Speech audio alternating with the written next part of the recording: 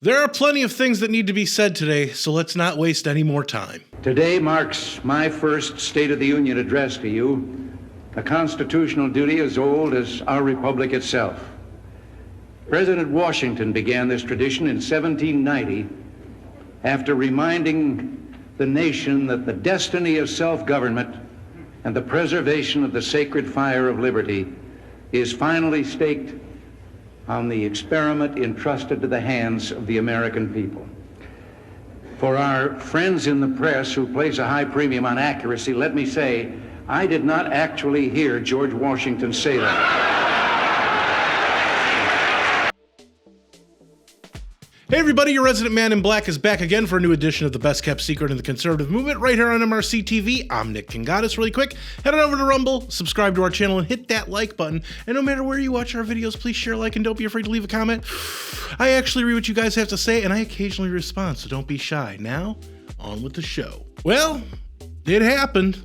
Joe Rogan finally had former President Donald Trump on his podcast, and as I saw the number of views increase by the hour, literally by the millions, I kept thinking one thing. The establishment propaganda media is on its last leg. As I'm talking to all of you at this very moment, the 3-hour conversation between Rogan and Trump has nearly 34 million views in just 2.5 days. The puppets in the legacy media could only wish for 34 million viewers for any one of their programs over that period of time. And why? It has nothing to do with Trump or Vice President Kamala Harris. The real reason for numbers like that podcast has received so far is one very simple point. Well, we're waiting. It's real. There's no script. It's just 2 or more people sitting down and talking about different topics, whether it's immigration or who someone thinks the greatest fighter in the history of the UFC might be. It also has to do with the constant lying that the media does on a daily basis, regardless of outlet, and they don't even hide it anymore. Think of the myriad of names that are constantly lying to you, whether it's the legacy news media, online media, or entertainment media.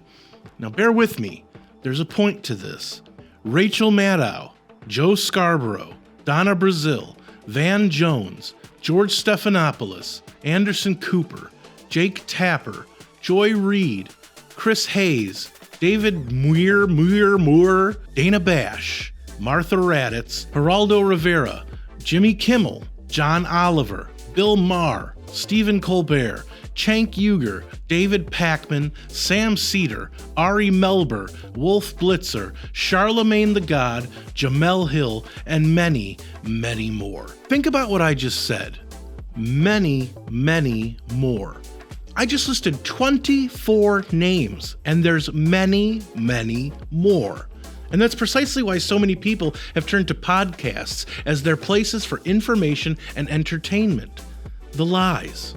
The constant lies. Nicholas Sandmann, Jussie Smollett, the Russian collusion hoax, the 2 sham impeachments of Trump, the confusion over January 6th, the very fine people lie, the Muslim ban, North Korea, Iran, the Russia-Ukraine conflict, the Israel-Palestine conflict, Elon Musk, Tulsi Gabbard being a Russian agent, and you can thank Hillary Clinton for that one, and of course, COVID. So pile into your clown car of lies, because you're all going down. Lies, lies. There's a lot more, but these lists, as you can see, are quite lengthy. Let's put it this way. The day after the Trump podcast, Rogan was with his buddies live streaming their reaction to this past Saturday's UFC event, and you just knew they'd talk about what happened the night before. Here's how Rogan summed up the current state of the media. When you see over and over and over and over again the media manipulating things and lying about things to make him seem way worse than he is. Call him Hitler? You should be suspicious. Yes. You should be There's real a reason suspicious. why they're doing that. Exactly. Joe, They don't want to lose that job. They're in desperado mode now. And, as most of you know, Trump held a rally at the most famous arena in the world on Sunday, Madison Square Garden in New York City. Here's more examples of why people are tired of the media. When you look at what is happening right now there at Madison Square Garden, it harkens back to a different moment and a different time in America, back to 1939, that very same venue. It also hosted thousands of people at a Nazi rally.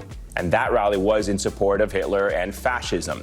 All right, we are watching Donald Trump speak there at Madison Square Garden. You've been listening to him speak there. A lot of violent, disgusting, ugly rhetoric about migrants, a lot of lies that we will debunk in a moment, a lot of rambling at this rally as Donald Trump does. We are not playing Donald Trump's remarks to platform his policies, none of which exist, many of them which are debunked and false. We are playing his remarks today on a day full of rage, anger, lies, hate, racism, xenophobia, homophobia. Now, one thing I do just want to quickly point out is what happened before the rally, because as somebody who has attended dozens of these Trump rallies, the pre-show rhetoric before Donald Trump took the stage was some of the darkest rhetoric I've ever heard at one of these rallies. They were name-calling. Really? You're gonna call people out for name-calling? You? The same establishment propaganda media that has been doing this for as long as we can remember? Fascist, fascist, fascist, fascist, fascist, fascist, fascist, fascist, fascist. Hitler and fascism. Hitler. Come on, bruh. This is why no one likes you anymore. You can't hide your ridiculous double standards in today's society. I know you'd like to get rid of the parts of it you can't control, but the internet is forever, and these days, everything you say is instantaneously put out there for all to see and criticize. When TV and radio, ironically regulated by the government, were the only games in town, they might have been able to pull the wool over the eyes of a good portion of the population. But no more. People would rather listen to a Rogan or a Tim Pool or Andrew Schultz, Theo Von, Cartier Family, Joey Diaz, and a whole host of other prominent podcasts. Let me just have this guy summarize how a growing number of people feel anytime any of you open your mouths and word vomit your propaganda. What you just said is one of the most insanely idiotic things I have ever heard. At no point in your rambling, incoherent response were you even close to anything that could be considered a rational thought. Everyone in this room is now dumber for having listened to it, and may God have mercy on your soul. Have a nice death, media. So, let's see how shadow banned this show's gonna be this week. Were these things that needed to be said? Let me know in the comments, where I do read most and reply to some. And don't forget to subscribe to our channel on Rumble and hit that like button if you like this video. Don't forget to share, comment, and give it a thumbs up. Those are the best ways to help these videos reach more people, and it's the best way to let us know you want us to keep these videos coming. Subscribe to our channel and hit that notification bell so that YouTube might actually let you know when MRC-TV comes out with a new video if they haven't censored it or taken it down yet. Like us on Facebook, check out more of our work at MRCTV.org, and if you want to support our content and the conservative movement, head on over to MRC.org/donate to help us out, since we're a nonprofit and couldn't do what we do without all of you.